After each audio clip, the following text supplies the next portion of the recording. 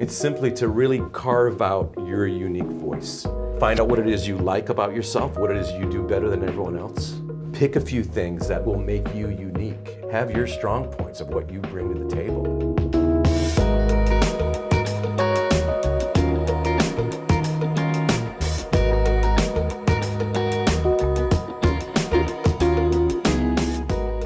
Steve, having you sitting here right now, for me is such a great feeling of being a part of having known Jeff and Mike and your dad. Just these are incredible musicians, but your family is a part of the royalty in the music industry.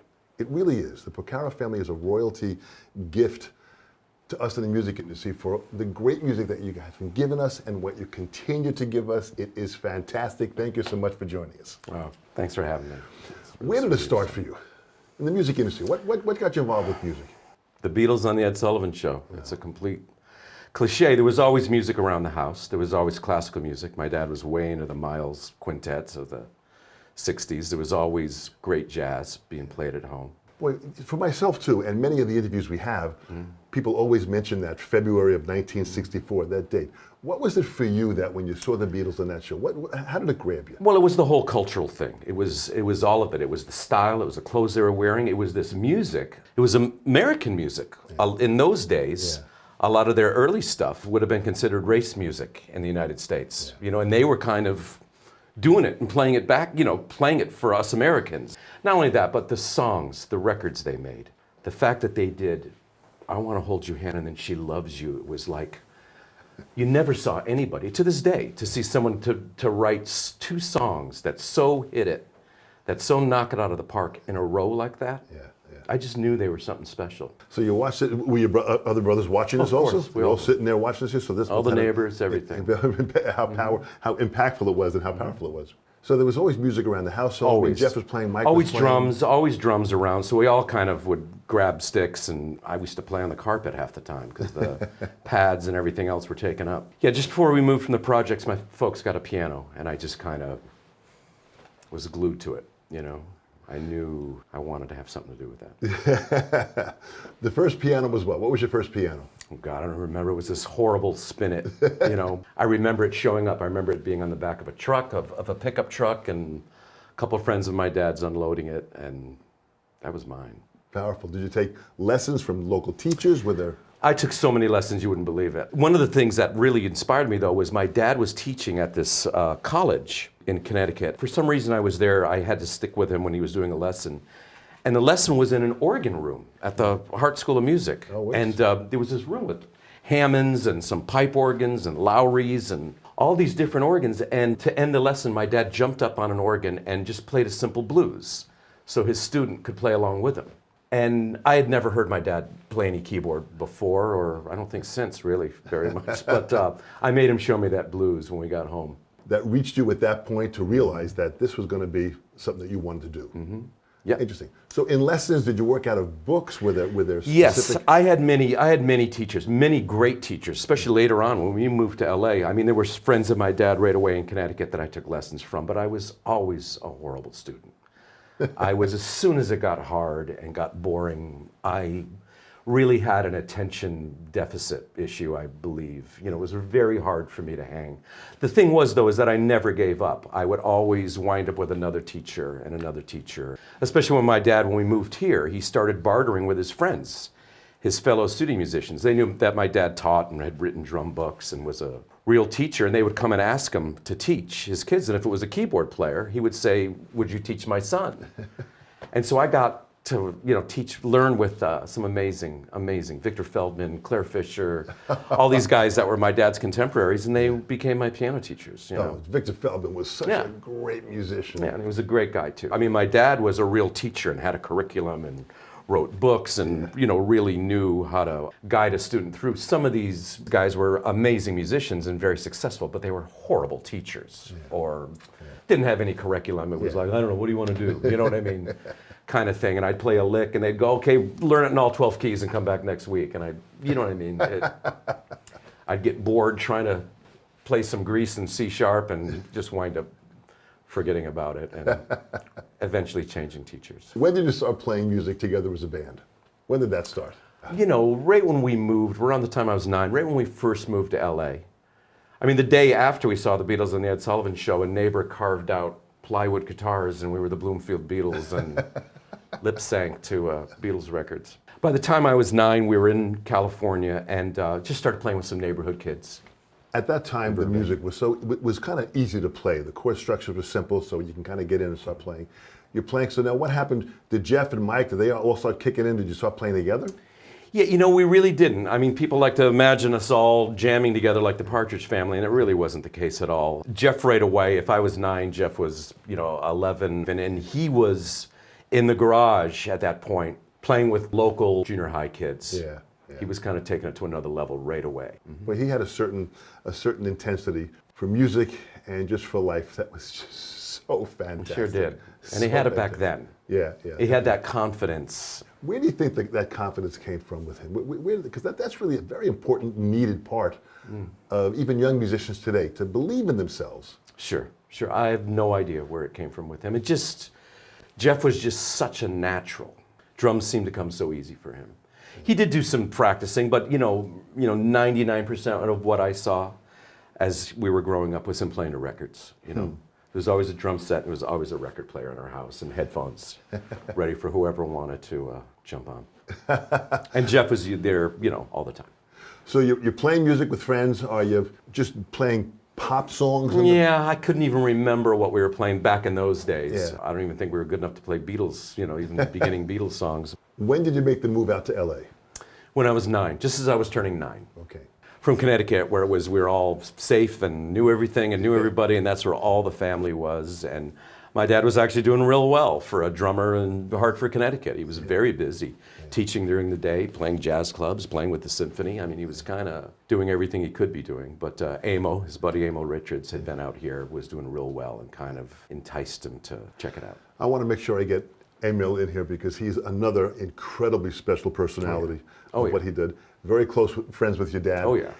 Emil convinces your dad to move out. You move out. What was it like getting settled up and just, you know, meeting musicians and other players? How'd you kind of... I mean, think about it. You know, when I think about my dad taking his wife and 4 kids and driving to LA to be a freelance studio musician, I mean, he really had everyone in his family going, what are you thinking? You know, what are you doing? But luckily, he seemed to have this confidence. He right away, as soon as we got to town, again, his work ethic, he started practicing his mallet reading and taking mallet lessons because he knew that was going to be a big part of what he had to do, being a percussionist in the percussion section. Now, when you're with a symphony, you know, you could maybe get a rough Bartok xylophone part, you could take it home and, you know, bone up before the performance. Yeah.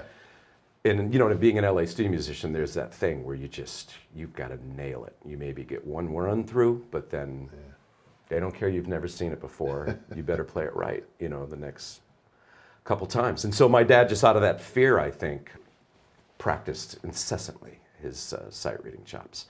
But right away things took off for him. Right away he started doing real well. He subbed for a couple people, and the contractors loved what he was bringing to the table, and he made friends fast. He did real well in a relatively short period of time. And how did you do meeting musicians out in LA? How did that start for you? Well, it was great. I mean, in Burbank, it was, like I said, it was little kids. But the second we moved to Studio City, I started the pool of players and friends. And right away in junior high school, I was always had a band. How did Toto start? How did Toto start? Toto started with Jeff and Paige. They were the guys. It was their band at the beginning. The way it started, Lukather and I were definitely the junior members. Jeff, Paige, and David Hungate were doing really well in town as a section. The 3 of them were getting hired quite a bit to do sessions. And Jeff was David's favorite drummer, and David Hungate was Paige's favorite bass player. And they'd been doing Seals and Crofts, and then they actually did Boss Gags together. And that was kind of the ground zero for Toto, because Silk Degrees was co-written by David Paige, you know, the whole album, just about. And here's Jeff and David Hungate and Paige on keyboards. And when they went on the road, they added myself to cover David's overdubs, and they added Lukather. Columbia Records, who put out Silk Degrees, they would see Boz live. It was a great time, you know, for Boz and for the record company. And here was this backup band that was pretty much self-contained, that had pretty much, you know, a bunch of the key guys had played on Boz's huge record, Silk Degrees, and the rest of us were they saw, here was this band, and, you know, all we had to do was add a singer. got a lot of encouragement. Never had to do a showcase, never had to submit a demo tape, never had to do anything like that. How do you figure that, I mean, just because of all the people that they knew and the amount of work that they were doing, I mean, it really allowed that band to really start at such a pace and maintain that to this day. Now, David's father, talk about David's father. David's father, Marty Page, knew your dad. Yes, as a matter of fact, like I said, as we were getting settled here in town, a big coup for our whole family was when my dad got the Glenn Campbell show. Yeah. This was the first time all of a sudden he had a steady show. He knew that no matter what else happened, every week he had the Glenn Campbell show. Yeah.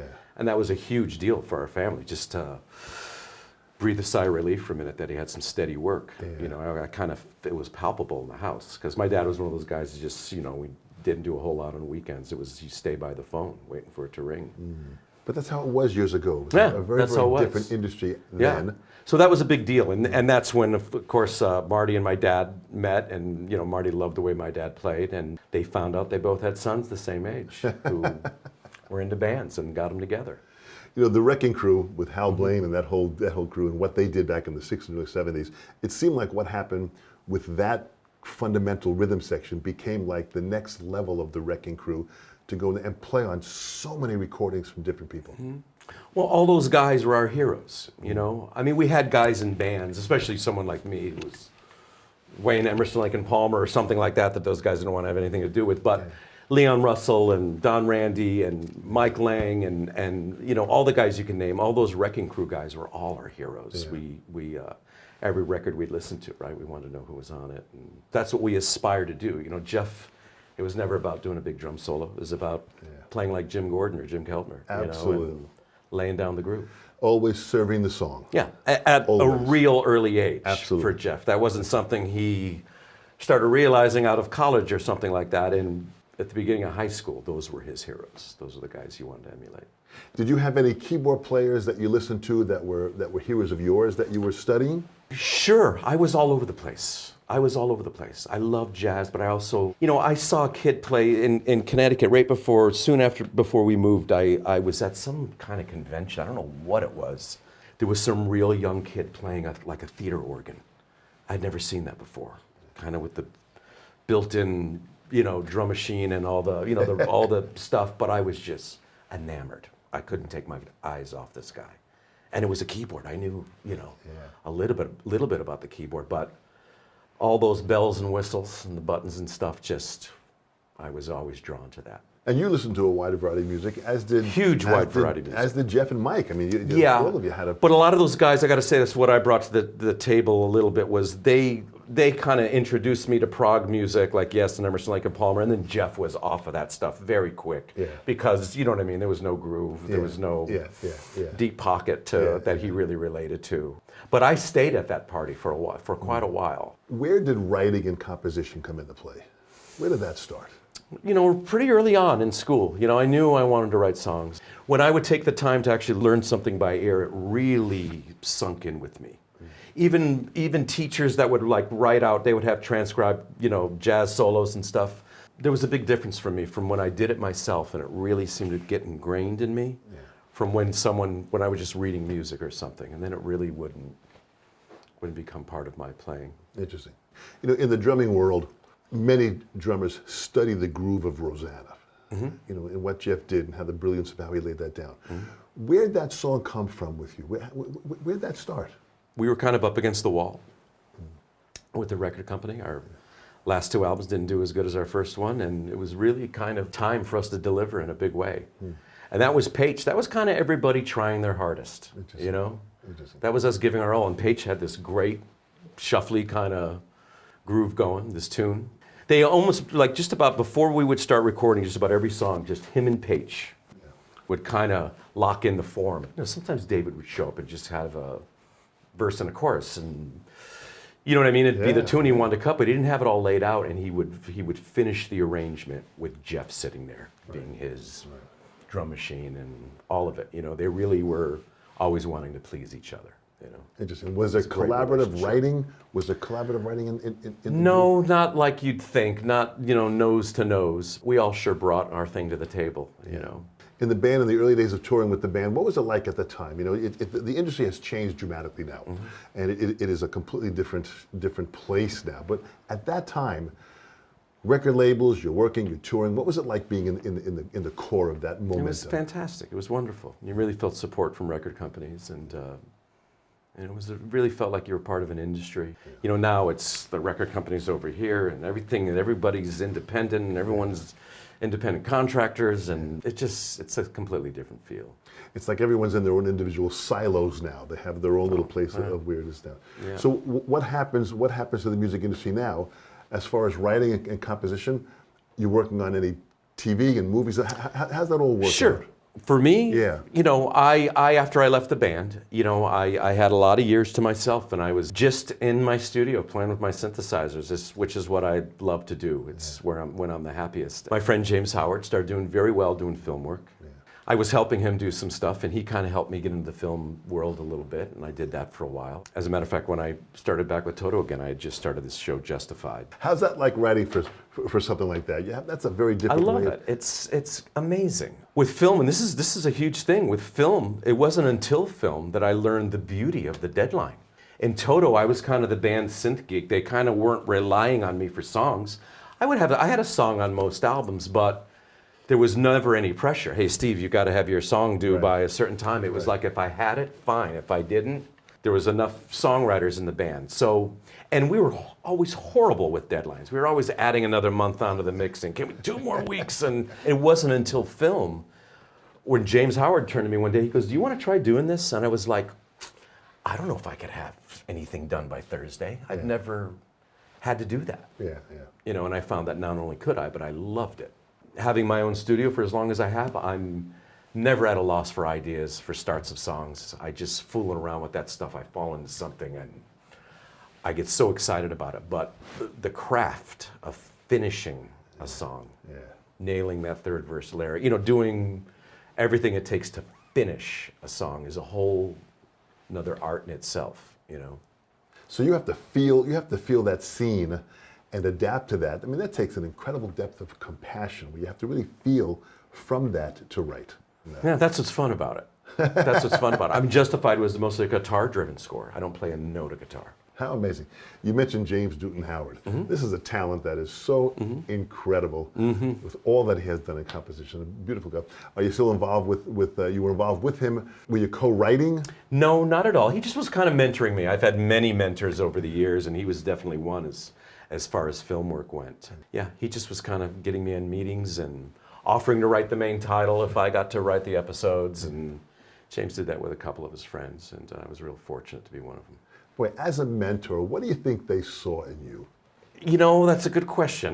Just the fact that I would deliver. I've always had a certain energy, but I am, the way I've come up, the way I've chosen, the choices I've made are not ones I would suggest to anybody. You know, the way I never really stuck with a teacher, but instead had all these different teachers. Yeah. What it did was kind of made me feel unique, that no one quite did what I did. The reason I had a career at all in the studios was because I saw real early on in the early 70s that the real good players in the studios didn't want to know about synthesizers. And the real good synth guys, you didn't want to hear them play. For the most part. Yeah. I mean, of course, there were exceptions, but I saw this huge chasm at the time. Now everybody does everything. Now most keyboard players are great with synths. But then, guys like David Foster, they didn't, they would play them, but when it got down to dialing in a Moog bass sound, they loved having me around. Yeah. So these guys that I thought I might have to be in competition with, like when I was in high school, I was never going to be able to be like my brother Jeff or my brother Mike. I knew that, but I kind of saw this opening there, and so I got way into synths. And then these guys that were going to be my competition or something, they wound up just wanting to have me around on sessions to dial in synths, Beautiful. And that led to. But it has been beautiful with ups and downs of what they are. What motivates you? My ideas. That's why I have a recording studio in my house. That's why I just at a young age, I just kind of put two and two together. I was taking arranging classes at Dick Grove, and one of the things you learn when you're writing for big band, learning to write for big band, is to do block harmony with saxophones, be able to write have a melody in octaves, and fill in, 5-part block harmony. Right away, in high school, I had this digital sequencer, and right away I was thinking, if I could do 30-second notes and block harmony, with flutes, why not? I know how to block harmonize. Yeah. And I know how to work the sequencer. It was always that kind of excitement of putting two and two together. Yeah. I don't think there's anyone else doing this. You know what I mean? I mean, sure, there's a ton of arrangers out there, but they don't know what I know about synths. And the synth guys were not listening to Kind of in a different world. 5-part block Yeah, harmony. yeah, You know what I mean? Or yeah, worrying about that, yeah, or thinking about that. So I've always tried to exploit my unique, different stuff, and that's something I always recommend to young people too, is to try to carve out your own thing. Boy, what a beautiful line. When you talk about carving out your own thing, that's really what I think this next generation needs to understand. Oh yeah, in a big way. In closing, what would you say to this next generation? This next generation of musicians that are out there, they have listened to your music, they're familiar with what you're doing, and they really want to kind of go to that next level. We're here at this ASCAP convention to be a part of trying to inspire this next generation. What would you say to this next generation to give them the hope to achieve their dreams in the music industry? It's simply to really carve out your unique voice. When you're following people, I'm myself, and in my film career, James was a huge hero of mine, and I was wanting to write like him, and I was wanting to emulate him. And what I wound up writing was stuff that sounded like bad James Newton Howard music. Yeah. You know what I mean? Yeah. Instead of just following my own path, my own strengths. Find out what it is you like about yourself, what it is you do better than everyone else. And if there's nothing you do better than everyone else, you better start figuring something out. There's a million opportunities. There's a million pieces of software and synths and stuff to get into and master.